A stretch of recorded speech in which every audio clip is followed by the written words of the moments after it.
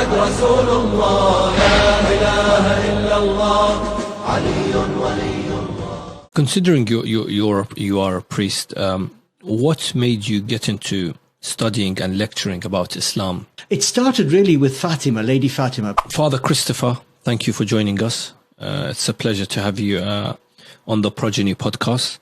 Considering you are a priest, what made you get into studying and lecturing about Islam? It started really with Fatima, Lady Fatima, because I was researching Hussein, and of course you have to then read about his mother. Yeah. And I was quite shocked that there's so much devotion to Fatima and so little written about her. She was a real person and played a fundamental role in the very start of the preaching of the Prophet. And therefore you can't just, have holy books about her. You need to discover who she was. So I decided to do my doctoral thesis on her.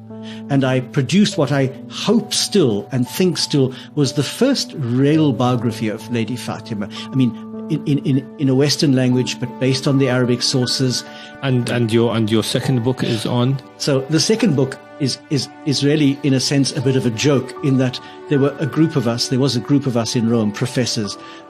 All of us have doctorates in Arabic Islamic studies. So we were sitting around a table at lunch, basically complaining that the Muslim scholars are not writing about the women of Karbala, for example, substantial work. And we each decided that we would take a female figure and produce a proper biography. So, of course, I took Zainab. I said, oh, well, I know her mother. I'm going to now do her. None of the others were serious. So none of the others actually did anything. The book is called Half of My Heart because there was a lament that Zainab sung, I think, on the day of Karbala myself. Some of the historians put it later, but I think it was on that very day when she saw the body of her brother and his companions unburied. And she refers to him as half of my heart, her brother Hussein. And I thought, well, half of my heart was the Fatima book, and now this is the second half, the Zainab book. Now, I don't have any heart left, I suppose, but I'm certainly going to tackle other issues. But Zainab is an extraordinary woman, and like Hussein, transcends all religious, political barriers. She is a universal ideal. She intervenes a number of times, I think 3, on the battlefield. And she's described, so I mean, I go into quite a lot of detail because I'm very moved by this. She's described in the days leading up to Karbala as quite distressed.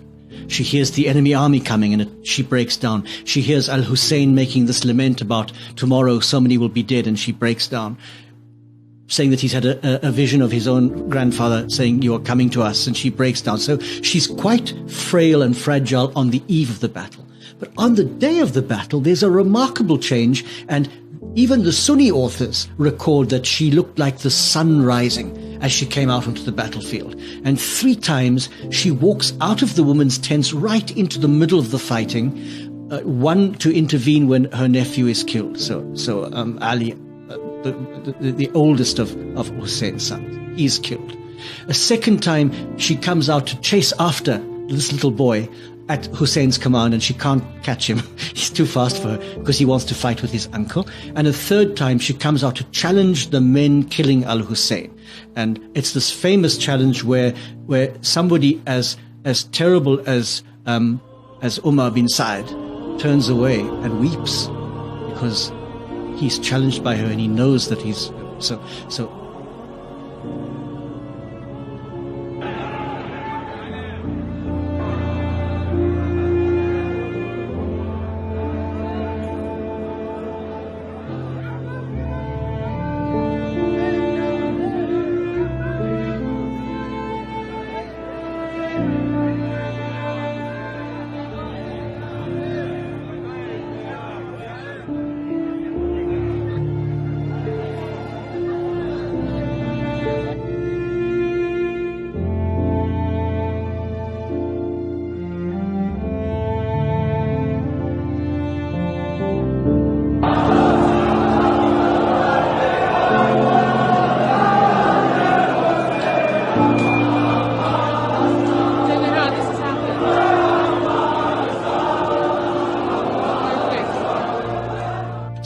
So in that sense, she is of great importance, but even more important after the battle because, and this is where I get into trouble, because she was for a short time the leader of the Ahl Bayt. There's no doubt about that. Young Ali bin al-Hussein was much too sick to function immediately after the battle, and his life, in fact, is saved twice.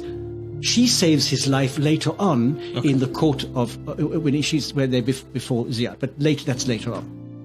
It's that period of days after Karbala, from the journey between Karbala to Kufa to the court of Yazid, to Damascus.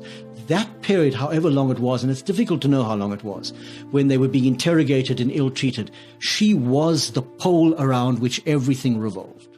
Absolutely. And there's a particular moment where her nephew, Ali bin al-Hussein, says to her, "Be quiet now, let me speak." And that for me is the moment when he takes his place as Imam. He's Imam, but when he actually takes his place and takes over leadership of this group. But until then, it is Lady Zainab. And I always defend this by saying, she's not a woman with masculine virtues.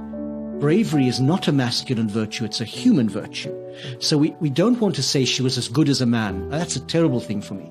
She was an extraordinarily powerful woman who betrayed all the great virtues. By betrayed, I mean showed forth all the great virtues that are equally right in women as in men.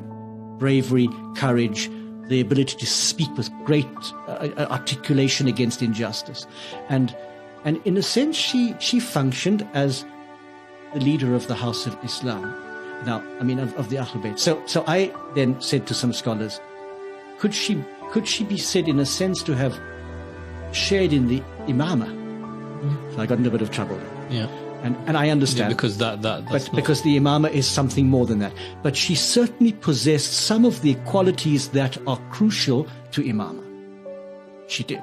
Without being imamah, without having the legal power and the jurisprudential power of the imam. She had some of the qualities that are necessary for the imam to function.